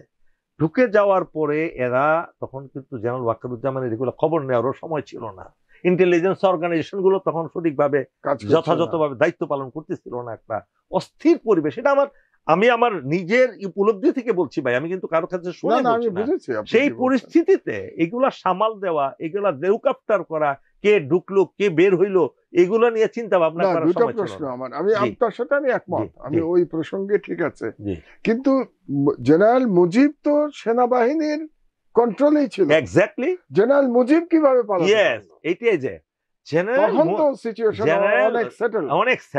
মুজিবকে কিভাবে পালাতে, এটার রহস্যটা আমি অনেক চেষ্টা করেছি বের করতে, এবং সেনাপ্রধান নিজেও কিন্তু এটা জানতেন না, সে যে পালিয়েছে। সেনাপ্রধানের গুণাক্ষরও জানতেন না এই ব্যাপারটা। সে যেখান থেকে পালিয়ে গেল, তার বাসায় কিন্তু সমস্ত কিছু রেখে পালিয়ে গেছে। তার মতো ধূর্ত এই মুজিবকে আমি দেখেছি। আমি আর সে স্কুল অফ ইনফ্যান্ট্রি অ্যান্ড ট্যাকটিক্সে একসাথে চাকরি করেছি। আমি ওয়েপনের হেভি ওয়েপন কোম্পানি কমান্ডার ছিলাম, সেও ওইখানে অধীনস্থ ছিল একজন। এই মুজিবের মতো ধূর্ত এগুলা যে কিভাবে আর্মিতে ঢুকে গেছে একমাত্র আল্লাহ রাব্বুল আলামিন জানেন। আসলে এরা মিলিটারি অফিসারের মধ্যে মতো কোনো কোয়ালিটি ছিল না। এরা বাইরের জগতে চোর, বাটপার, গুন্ডা, এগুলো হওয়ার, ওই পলিটিক্যাল গুন্ডা হওয়ার ছিল। সেই মুজিব তার একটা কিন্তু বিশাল বলয় সে তৈরি করে রেখেছিল আগে থেকেই, বিশাল একটা বলয়। এই বলয়ের মাধ্যমেই সে কৌশলে রাত্রিবেলা ওখান থেকে পালিয়ে চলে যায়। জেল থেকে তো ভাই মানুষ পালাচ্ছে, জেল থেকে পালিয়ে গেছে না, এই যে আবরার হত্যাকাণ্ডের আসামি পালিয়ে গেছে না। তো আপনি ওই সময়টা যতই বলেন না কেন স্থিতিশীল, তখনও স্থিতিশীল ছিল না। আমার একটা প্রশ্ন, যে আমি 7ই নভেম্বরের গল্প আমরা একটু আগে করলাম না, যে ওই দিন আমরা দেখেছিলাম যে জনগণের সাথে সেনাবাহিনীর কিরকম সৌহার্দ্যমূলক সম্পর্ক হতে পারে এবং কিভাবে একে অপরকে বুকে জড়িয়ে ধরতে পারে। এটা তো আমার নিজের চোখে দেখা 7ই নভেম্বর। এবং আরেকটা দৃশ্য আমি একটু বলি, তারপরে আমার মূল প্রশ্নে যাব। সেটা হলো কিছুদিন আগে আপনি খেয়াল করেছেন কিনা যে চাঁপাইনবাবগঞ্জ সীমান্তে একজন কৃষক হাতে একটা কাস্তে নিয়ে বিডিআর, এখন যেটা বিজিবি বলি আমরা, বিজিবি জওয়ানের পাশে পাহারা দিচ্ছে ভারতীয় আধিপত্যবাদের বিরুদ্ধে। মানে এটা একটা অসাধারণ দৃশ্য যে বিজিবির একজন জওয়ান হাতে বন্দুক এবং একজন কৃষক, একটা ছোটখাটো চেহারা হালকা পাতলা কৃষক হাতে একটা কাস্তে। মানে ন্যাশনাল ইউনিটির এর থেকে বড় উদাহরণ হতে পারে না। তো আমি মনে করি যে 5ই আগস্টের পরে আমাদের আরেকটা বিরাট সুযোগ এসেছিল জনগণের সাথে সেনাবাহিনীর একেবারে মানে কি বলবো একাত্মতা ঘোষণা করার, ঐক্যবদ্ধ হওয়ার একটা গোল্ডেন টাইম অপরচুনিটি এসেছিল। তখন যদি জেনারেল ওয়াকার সাহেব এই জনগণকে সাথে নিয়ে এই যারা দুষ্কৃতিকারী সেনাবাহিনীর মধ্যে, আমি বিশ্বাস করতে চাই যে সেনাবাহিনীর মধ্যে দুষ্কৃতিকারীর সংখ্যা কম, সেনাবাহিনীর অধিকাংশই তারা দেশপ্রেমিক, তারা দেশের সভরেন্টি রক্ষা করতে চায় এবং তারা হাসিনার দুর্নীতি এবং জুলুমের বিরুদ্ধে ছিল। তাহলে এরা যদি সংখ্যায় কম হয়, তাহলে জনগণকে সাথে নিয়ে জেনারেল ওয়াকার এবং আমাদের প্রধান উপদেষ্টা ডক্টর ইউনূসের মতো একজন আন্তর্জাতিক ফিগার, আমি বলি ওনাকে যে উনি হচ্ছেন ইন্টারন্যাশনাল ফেস অফ বাংলাদেশ। তো উনি যেখানে সরকার প্রধান, ওয়াকার সাহেব এবং জনগণ এক ছিল, তো সকলে মিলে এই সেনাবাহিনীর গুটি কয়েক যাদেরকে কি বলবো, ওই যে পচা আপেল বলেন, পচা আপেল, এদেরকে কেন মানে আইনের আওতায় নিতে পারলেন? আমি আপনার সাথে এই ব্যাপারে একমত। জেনারেল ওয়াকারুজ্জামান অত্যন্ত সাদাসিধে একজন মানুষ, ওনার ভিতরে কোনো লোভ লালসা নেই। উনি ডক্টর ইউনূসের কর্মক্ষেত্রে বিন্দুমাত্র হস্তক্ষেপ করবেন এই মানসিকতা ওনার নাই। আমি যেটা দেখেছি ওনাকে, যে দেশ পরিচালনা করার দায়িত্ব কিংবা দেশের মানুষের দায়িত্ব নেওয়ার কাজ আর্মির নয়, সামরিক বাহিনীর নয়। এই থেকে এই যে ঐক্যের কথাটা বলছেন জনগণ এবং সামরিক বাহিনীর, যেটা 7ই নভেম্বরে হয়েছিল, সেই পরিস্থিতি ছিল সম্পূর্ণ ভিন্ন। এখন ডক্টর ইউনূসের যে আন্তর্জাতিক যে একটা খ্যাতি, তার যে মর্যাদা, ভাবমূর্তি, সম্মান, এই জিনিসটাকে উনি যথাযথভাবে সম্মান করছেন এখন পর্যন্ত। করতেই হবে। আপনাকে আমি বলি, ডক্টর ইউনূসের আন্তর্জাতিক যে ওনার যে ছবি, এরকম একজন ব্যক্তি যদি সরকার প্রধান এখন না থাকতেন, তাহলে দেখতেন ভারতীয় ষড়যন্ত্র আরো কত বেশি হইতো। আমি এখন পর্যন্তই তো প্রচুর হয়েছে। এখন পর্যন্ত তো আমি একটা হিসাব দেখলাম, এই সরকারকে এখন পর্যন্ত নাকি 100 প্রায় 150 মানে বিশৃঙ্খলা মোকাবেলা করতে হয়েছে 7 মাসের মধ্যে। 150 এবং ভয়াবহ। এইটা তো বেশিরভাগই ভারতীয় চক্রান্ত। তো প্রফেসর ইউনূসের জায়গায় অন্য কোনো ব্যক্তি যদি সরকার প্রধান থাকতেন, এই 150 হয়তো 300 হয়ে যেত কিংবা 500 হয়ে যেত। তো আমি অন্য কথা বলছি, আমি বলছি না যে জেনারেল ওয়াকার ডক্টর ইউনূস প্রধান উপদেষ্টার কাজে হস্তক্ষেপ করবেন না, তিনি তাকে সহায়তা করবেন এবং সেনাবাহিনীর তো তাই দায়িত্ব, সেনাবাহিনীর সিভিল প্রশাসনকে সহায়তা করাই দায়িত্ব। তো কিন্তু যদি আমরা ওই যে যেটাকে বলে আমরা একই পৃষ্ঠায় থাকি, if we are on the same page, জনগণ একই পৃষ্ঠায়, বর্তমান সরকার একই পৃষ্ঠায় এবং সেনাবাহিনী একই পৃষ্ঠায়, এর যদি একটা ঐক্য হয়, তাহলে ওই যে সেনাবাহিনীর মুজিবের মতো অফিসার, তো এদেরকে কন্ট্রোল করা খুব কঠিন নাকি? একটুও না। সেটাই আমার প্রশ্ন। এটা আমি পারছি না কেন? আপনি দেখেন, আপনার সাথে আমি একটু যোগ করতে চাই মাহমুদ ভাই, আপনার সাথে চিন্তা চেতনার কোনো ডিফারেন্স আমার নাই।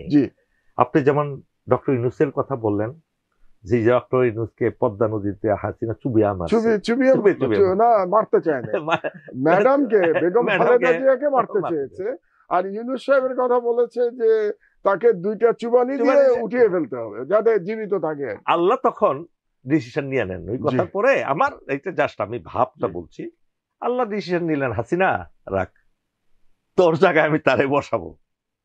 একই সাথে ডক্টর ইউনূস আল্লাহর একটা ব্লেসিং বাংলাদেশের জন্য। একই সাথে আমি বলতে চাই, বিশ্বাস করেন আমার কথার পরে হয়তো হাজার হাজার ইন্ডিয়ান পন্থীরা আমার বিরুদ্ধে কমেন্ট করবে দালাল বলে, এটা নিশ্চিত যে আমি ওয়াকারের দালাল হয়ে গেছি। ওয়াকারুজ্জামানও কিন্তু blessing of Almighty Allah at that moment in Bangladesh.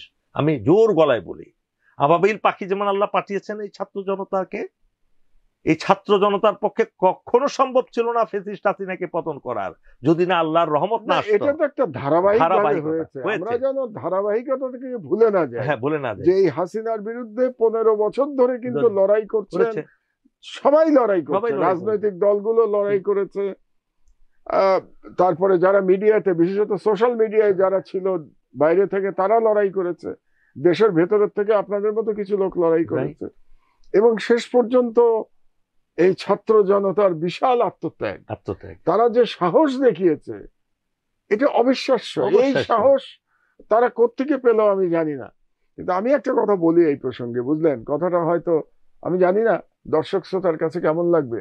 এই যে অনেকে এই আন্দোলনের মাস্টার মাইন্ড খোঁজে না, জি জি জি, আমার কাছে একটাই মাস্টার মাইন্ড, আল্লাহ।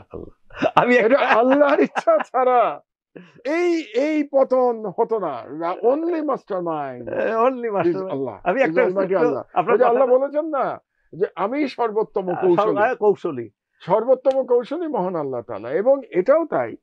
কিন্তু তার মধ্যে আমাদের স্বীকার করতে হবে যে ছাত্র জনতা, তরুণেরা অকুত ভয়ে জীবন দিয়েছে, অকুত ভয়ে জীবন দিয়েছে।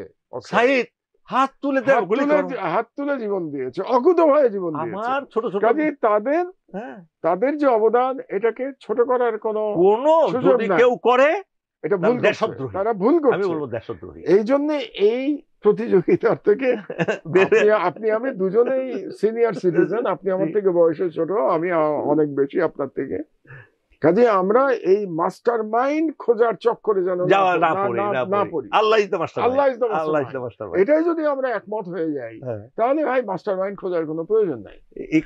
এর কথাটা এত বাস্তব সত্য। এক জেনারেল আমাদের, আপনাকে বলি, নক্ষত্র নামে একটা বিল্ডিং আছে না, আপনি যদি বনানী ফ্লাইওভারে উঠেন, এয়ারপোর্টের দিকে যান, বনানী ফ্লাইওভারে উঠে এয়ারপোর্টের দিকে যাচ্ছেন, ফ্লাইওভারে উঠলেই দেখবেন হাতের বাম পাশে নক্ষত্র নামক একটা বিল্ডিং আছে, হাই রাইজ বিল্ডিং। এখানে জেনারেলরা থাকে, মেজর জেনারেল এন্ড অ্যাবভরা তাদের জন্য বানানো হয়েছে, ওইটা তো থাকে। আমি জেনারেল সাহেবদের খুব একটা চিনি না, আচ্ছা, তারা কোথায় থাকেন আমি জানি না। ওই নক্ষত্র বিল্ডিং এ এক জেনারেল এই 5ই আগস্টের পরে আমার সাথে খুব ভালো একটা সম্পর্ক আছে। তো উনি বললেন যে স্যার, আমি সেই 5 তারিখে সকালে আমি বারান্দার মধ্যে বসে আছি, বারান্দা থেকে দেখলাম স্যার উত্তরা থেকে বাই রোড এবং আমাদের সড়ক পথে এবং রেলের পথে স্যার পিঁপড়ার মতো মানুষ। কোত্থেকে যে এত মানুষ স্যার, বাংলাদেশে ঢাকা শহরে তো মানুষ থাকার কথা না স্যার, কোত্থেকে যে লক্ষ লক্ষ মানুষ ঢুকতেছে, প্রবেশ করতেছে। আমার মনে হলো যে মানুষ রূপে আল্লাহ ফেরেশতা পাঠাইছেন দেশে। এই যে আমরা মাস্টার মাইন্ড খুঁজবো না, মাস্টার মাইন্ড আল্লাহ। এটা নিয়ে বিতর্ক করার দরকার নাই। বাট আবু সাইদদেরকে অবজ্ঞা করা যাবে না, প্রশ্নই আসে না। তাদেরকে, সেই মুক্তিযোদ্ধাদেরকে আমরা যে সম্মান দিয়েছি, স্বাধীনতার মুক্তিযোদ্ধা, এই স্বাধীনতার মুক্তিযোদ্ধাদের প্রত্যেকের নাম যথাযথভাবে যথাযথ জায়গায় থাকতে হবে, এবং তাদের পরিবারের প্রতি আমাদের উদার ভালোবাসা, সহানুভূতি, সাহায্য থাকতে হবে। আমরা আবার সেনাবাহিনী প্রসঙ্গে ফিরে আসি। আমি মনে করি আপনি নিশ্চয়ই আমার সাথে একমত হবেন যে একটা দেশের সার্বভৌমত্ব যদি রক্ষা করতে হয়, তাহলে সেই দেশের জনগণের সাথে সেনাবাহিনীর ঐক্য থাকতে হবে। অবশ্যই। যে রাষ্ট্রে জনগণের সাথে সেনাবাহিনীর ঐক্য থাকবে না, সেই রাষ্ট্রের সার্বভৌমত্ব রক্ষা করা সম্ভব না। তো বাংলাদেশে যে কোনো কারণেই হোক, জনগণের সাথে সেনাবাহিনীর একটা দূরত্ব তৈরি হয়েছে, এটা আমাদের মেনে নিতে হবে। আপনি যদি প্রবলেম স্বীকার না করেন, তাহলে কিন্তু আপনি প্রবলেম সলভ করতে পারবেন, আরো প্রবলেম বাড়তে থাকবে। তাহলে দূরত্বটা হয়েছে। এবং আমার ব্যক্তিগত অ্যানালিসিস, আমার ভুল হতে পারে, আপনি একমত নাও হতে পারেন, এই দূরত্ব 1/11 থেকে শুরু হয়েছে। তার মানে এই দূরত্ব শুরু হয়েছে জেনারেল মঈনের মাধ্যমে। জেনারেল মঈন 1/11-তে ক্ষমতা নিলেন এবং ভারতের কাছে আত্মসমর্পণ করলেন। এবং উনি আত্মসমর্পণ করেছিলেন সেটা প্রণব মুখার্জি তার বইতে লিখে গেছেন যে তিনি তার চাকরির বিনিময়ে বাংলাদেশের সভরেন্টি ইন্ডিয়ার কাছে দিয়ে গেছেন। তো সেই থেকে যেটা শুরু, তারপরে বিডিআর ম্যাসাকার, তারপরে এই 15 বছরের যে অপশাসন হাসিনা, সব মিলে জনগণের সাথে সেনাবাহিনীর একটা দূরত্ব তৈরি হয়েছে, একটা আস্থার সংকট তৈরি হয়েছে। আর বাংলাদেশের মতো একটা ক্ষুদ্র দেশ, যার চারপাশে ভারতের মতো একটা ট্রিমেন্ডাস হেজেমনিক পাওয়ার, যে পাওয়ার কোন দেশের স্বাধীনতায় বিশ্বাস করে না, যে পাওয়ার সাউথ এশিয়ায়, দক্ষিণ এশিয়ায় কন্ট্রোল করতে চায়, হেজেমনিক কন্ট্রোল প্রতিষ্ঠা করতে চায়, সেই পাওয়ারের বিরুদ্ধে যদি আমাদের টিকে থাকতে হয় তাহলে জনগণ এবং সেনাবাহিনীর ঐক্য অপরিহার্য। তো আমাদের যে দূরত্বটা তৈরি হয়েছে, এই দূরত্বটা মিটিয়ে ফেলার জন্য কি করা উচিত? আমি কিন্তু আপনার সাথে শতভাগ একমত মাহমুদ ভাই। বিশ্বাস করেন, সেনাবাহিনী এই দেশের প্রত্যেকটা ক্রান্তি লগ্নে মানুষের ভালোবাসা পেয়েছে। আপনি দেখেন, এই 5ই আগস্টের আগেও কিন্তু বিভিন্ন মিছিলে একটা স্লোগান উচ্চারিত হতো, শেখ হাসিনার প্রতি বীতশ্রদ্ধ হয়ে, পলিটিক্যাল পার্টির উপর বীতশ্রদ্ধ হয়ে জনগণ একটা বলতো কথা, ছাত্র জনতা, এই মুহূর্তে দরকার সেনাবাহিনীর সরকার। Can you remember that? আমি নিজে শুনেছি এবং আপনারা যারা দেশে ছিলেন খোঁজ নিয়ে দেখেন। এটা আমি বলছি না সেনাবাহিনীর সরকার গঠন করবে, একটা ভালোবাসার কথা। সেনাবাহিনী এবং জনগণের ভালোবাসার কারণে 71 সালের যুদ্ধটা সুন্দরভাবে হয়েছে। এই জিনিসটা ভাটা পড়েছে 1/11 পরে, এবং 1/11 সৃষ্টি করছে ইন্ডিয়া সুপরিকল্পিতভাবে অপদার্থ, অযোগ্য একজন মিলিটারি অফিসার, যার আমি মনে করি লেফটেন্যান্ট কর্নেল হওয়ার যোগ্যতা ছিল না। এবং মজার ব্যাপার, আপনাকে জাস্ট আপনি বলবেন, এই এখনো মার্কিন যুক্তরাষ্ট্রের 2জন সাবেক কূটনীতিক বাংলাদেশ সফর করছে, মাইলাম, অ্যাম্বাসেডর মাইলাম এবং জন, এবং তারা কিন্তু স্বীকার করেছেন যে 1/11-এর সময় মার্কিন পলিসি ভুল ছিল। এক্স্যাক্টলি, আপনি দেখেছেন বোধহয়? দেখেছি, কারণ 1/11-এর পুরো কনস্পিরেসিটা ইন্ডিয়ার করা, এবং আমেরিকা সম্ভবত এটা বুঝতে পারে নাই, এবং সেটা এখন মাইলাম সাহেব এবং জন ওনারা স্বীকার, এবং বিএনপিও বুঝতে পারে নাই।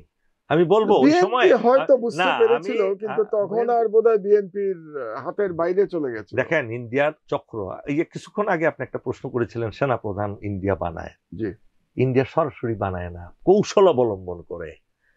মঈন আহমেদের সেনাপ্রধান হওয়ার কথা ছিল না, 9 জন সিনিয়র জেনারেল ছিল তার উপরে। তাহলে এই মঈন আহমেদকে সেকেন্ড লেফটেন্যান্ট থেকে ইন্ডিয়া লালন পালন করছিল, গড়ে তুলছিল। এটা আমি এভিডেন্স আছে, সেই এভিডেন্স নিয়ে বলছি। শুধু মঈন না, মাসুদও তো, এই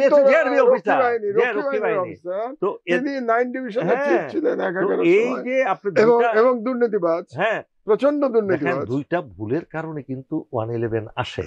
এবং কেন? ওই যে বিচারপতি বয়স বাড়ানো নিয়ে একটা বিতর্ক, এটা যদি না করতো তাহলে কিন্তু পরবর্তীতে তত্ত্বাবধায়ক সরকারও বাতিল হওয়ার কোনো কারণ ছিল না।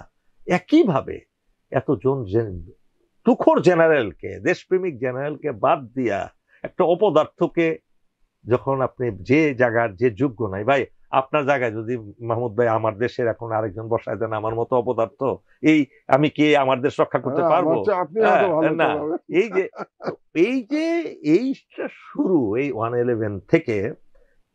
তবে একটা জিনিস মাহমুদ ভাই, আপনিও খুব তখন সচেতন ছিলেন, আমিও সচেতন ছিলাম। 1/11 এর সময় যে কজন সেই সরকারের বিরোধিতা করেছে প্রথম থেকে, তার মধ্যে তো আমি ছিলাম। আপনি একজন ছিলেন, আপনার তো মনে আছে? মনে আছে, আমার খুব ভালো করে মনে আছে। মনে থাকার কথা, যারা বুঝতে পেরেছিল এটা লং টার্ম ইফেক্টটা কি হবে, তারা বিরোধিতা করেছে, কিন্তু ইমিডিয়েট ইফেক্ট যারা দেখেছে তারা কিন্তু আবার পছন্দ বুঝতে পারে নাই, বুঝতে পারে নাই। ওই ধরা হচ্ছে গাড়ি বুঝতে পারে নাই। সবাই তো আর সচেতন না।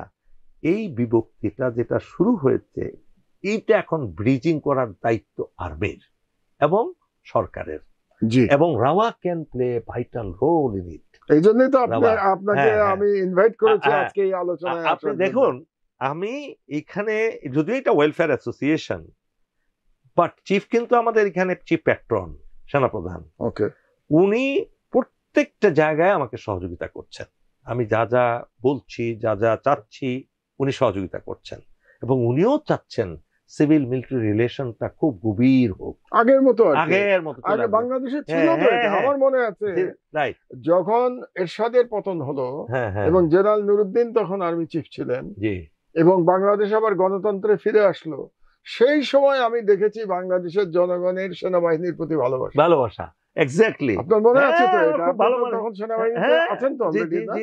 তো জেনারেল নুরুদ্দিন যে জনগণের পক্ষে অবস্থান নিলেন এবং তার জন্য আজ পর্যন্ত জেনারেল নুরুদ্দিনের প্রতি কিন্তু আমাদের সম্মান, জেনারেল নুরুদ্দিন আমাদের, জেনারেল নুরুদ্দিনের প্রতি যে সম্মান শ্রদ্ধা, এটা কিন্তু আজ পর্যন্ত এটার কোনো, শুধু তাই না, জেনারেল নুরুদ্দিন কিন্তু একদম মধ্যমণি আমাদের সামরিক বাহিনীতে। যে কোনো অনুষ্ঠানে উনি সবচেয়ে মানে গুরুত্বপূর্ণ এবং সম্মানিত গেস্ট হিসেবে। আমি সেজন্যই বলছি যে এই যে জনগণের সাথে যে সেনাবাহিনীর ভালোবাসা এটা 90-এর দশকেও ছিল, 90-এর দশকে, এবং ওয়াকারও ওই পথেই আছেন। আপনাকে একটা পুরনো কথা বলি, যেহেতু আমরা সেনাবাহিনী নিয়ে আজকে অনেক আলোচনা করলাম, আমার ধারণা ক্যান্টনমেন্টের বহু লোক আমাদের এই আলোচনা তারা শুনবেন, দেখবেন। সেনাবাহিনীর জেনারেলদেরও আমি জানাচ্ছি আপনার মাধ্যমে আজকে, এরশাদের সময় ভারতীয় যিনি হাই কমিশনার ছিলেন তার নাম ছিল শ্রীনিবাসন একটা বই লিখেছেন, বইটার নাম হচ্ছে জামদানি রেভলিউশন। এই বইটাতে উনি শেখ হাসিনার সাথে ওনার একটা ঘটনার কথা উল্লেখ করেছেন এই বইতে। সেই বইতে তিনি বলছেন, এবং তিনি তখন বিদায় নিতে গেছেন হাসিনার কাছে, বেগম খালেদা জিয়া তখন প্রধানমন্ত্রী, ইলেকশনে 91-এ জিতে প্রধানমন্ত্রী হয়েছেন। হাসিনা শ্রীনিবাসনকে বলছে যে তোমরা এটা প্রচার করছো না কেন যে পার্বত্য চট্টগ্রামে যে চাকমা বিদ্রোহীদের সাথে যে যুদ্ধ হচ্ছে, এই যুদ্ধের জন্য সেনাবাহিনী দায়ী। হাসিনা বলছে, আপনি কথাটা খেয়াল করেন, হাসিনা বলছে যে সেনাবাহিনী দায়ী, এবং তারা বলছে যে, হাসিনা বলছে যে চাকমাদের কোনো দোষ নাই, ওখানে যত অত্যাচার চালাচ্ছে বাংলাদেশ সেনাবাহিনী। কত বড় দেশদ্রোহিতামূলক বক্তব্য আপনি শুধু চিন্তা করেন। হাসিনা তখন বিরোধী দলের নেত্রী, তিনি ভারতের হাই কমিশনারকে বলছেন যে বাংলাদেশ সেনাবাহিনী পার্বত্য চট্টগ্রামে সকল অত্যাচার চালাচ্ছে। এবং তখন শ্রীনিবাসন বললেন, ও আরেকটা কথা বললো, এবং তোমরা বলবা যে চাকমাদের কোনো ট্রেনিং তোমরা দিচ্ছ না, এটা মিথ্যা কথা, এটা সেনাবাহিনীর অপপ্রচার। তখন শ্রীনিবাসন তাকে বলল যে এটা আমি কিভাবে বলবো, এটা বললে পৃথিবীতে কে বিশ্বাস করবে। মানে আমি এই ঘটনাটা এই জন্য আপনার মাধ্যমে বাংলাদেশ সেনাবাহিনীর প্রত্যেকটা অফিসারকে এবং সৈনিককে বলছি, এই জন্য এটা বোঝানোর জন্য যে শেখ হাসিনা কত বড় দেশদ্রোহী ছিল।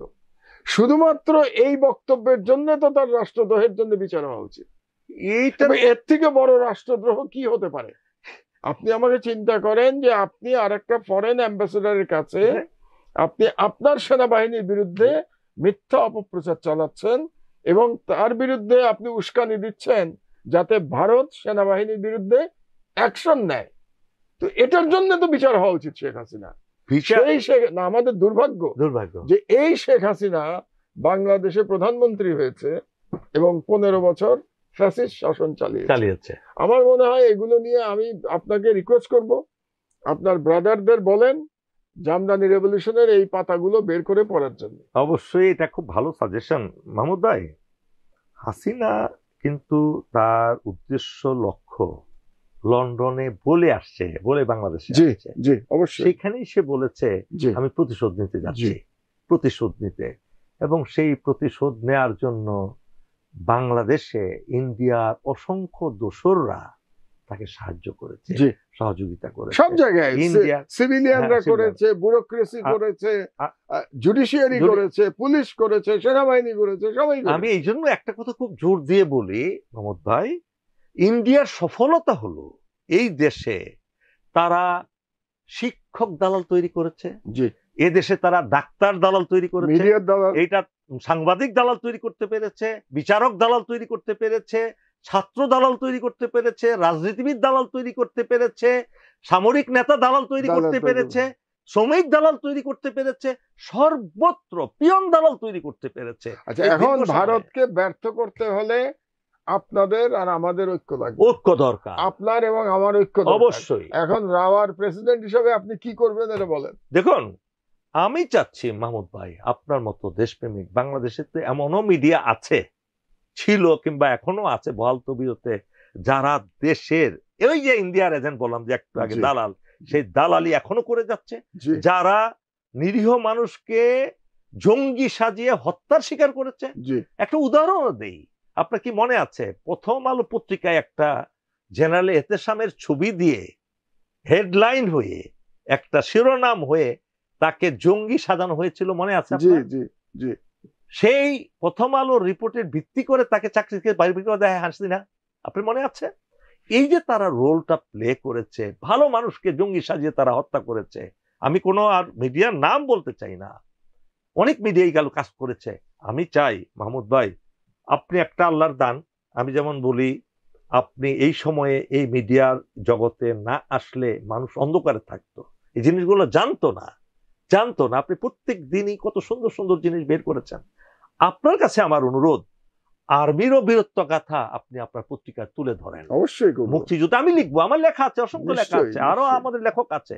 আমরা এই সম্পর্কটা let us start by the আমার দেশ এবং আপনার মাধ্যমে এই সুসম্পর্কটা আমরা এই ধরেন ফুট স্টেপ শুরু হলো, ইনশাআল্লাহ it will be strengthened day by day ইনশাআল্লাহ। না, আমি আপনাকে যেটা বলতে চাই যে আপনারা রাওয়ার থেকে যদি ন্যাশনাল সিকিউরিটি নিয়ে কোনো প্রোগ্রাম করেন, আমার দেশ আপনাদের পার্টনার হয়ে কাজ করবে আলহামদুলিল্লাহ। এই জন্য আমি আপনাকে আমন্ত্রণও জানিয়েছিলাম এই যে 25শে ফেব্রুয়ারিতে আনন্দ, যেখানে 3 বাহিনী প্রধান, যেখানে আমি আসতে পারেন নাই, ইনশাআল্লাহ উইল ডু দ্যাট। এবং এই দেশটা আমাদের সবার মাহমুদ ভাই, এই দেশের ইন্ডিয়ার কিন্তু দুইটা শত্রু এই দেশে।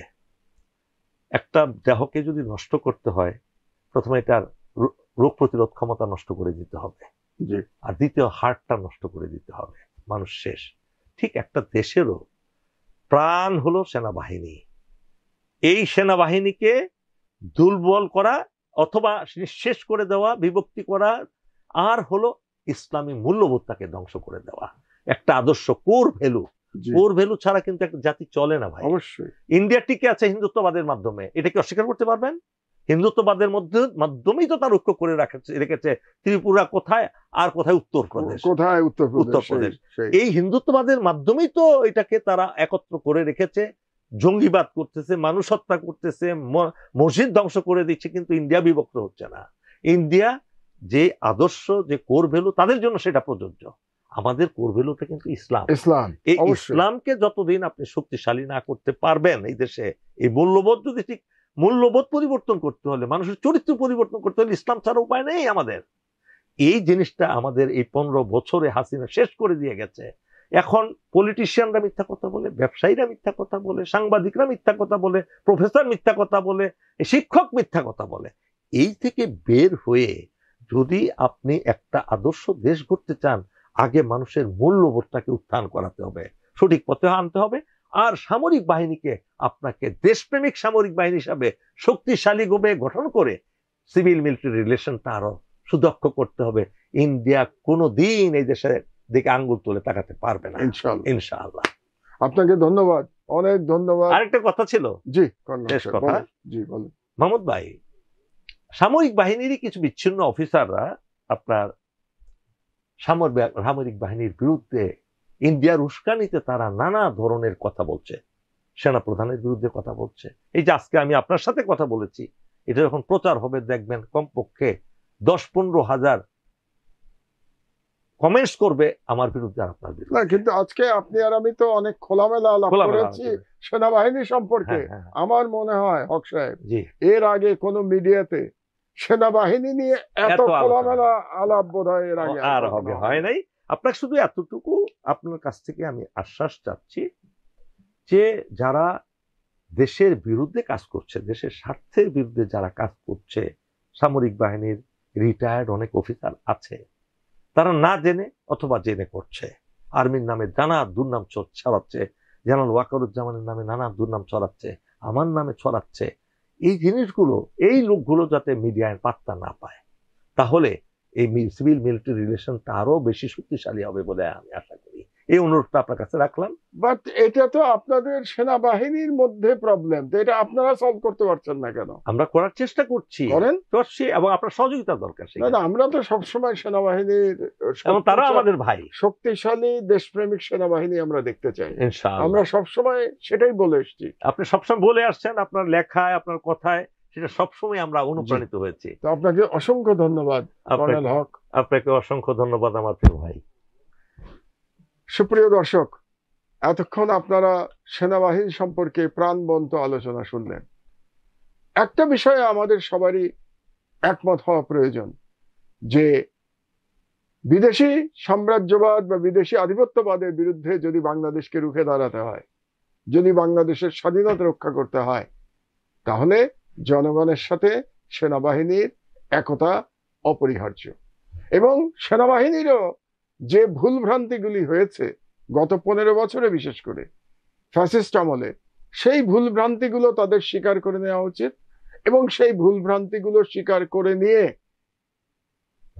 জনগণের দিকে তাদের হাত প্রসারিত করা উচিত, যাতে করে বাংলাদেশ সেনাবাহিনীর সাথে বাংলাদেশের জনগণের যে ঐতিহাসিক সুসম্পর্ক ছিল সেটা ফিরে আসে। আমরা চাই যে বাংলাদেশে জুলাই বিপ্লব পরবর্তী যে সরকার গঠিত হয়েছে, সেই সরকার তার সংস্কার কর্মসূচি এবং পরবর্তীতে গণতন্ত্রে অভিযাত্রার যে তাদের যে চ্যালেঞ্জ, এই কাজগুলোতে। দর্শক, আলোচনা শুনেছেন, শুনে বুঝতে পেরেছেন সেনাবাহিনীর ভিতরে মতবাদ বিতর্কিত করেছে তারেক সিদ্দিকী, যেটা 1/11 মাধ্যমে সংগঠিত হয়েছিল মুইন আহমদের নেতৃত্বে। ওই সময় সেনাবাহিনী থেকে একটা দূরত্ব সৃষ্টি হয় জনগণের, আর সেই অনাস্থা এখন হাসিনার আমলে সেটা আরো তীব্র হয়েছে।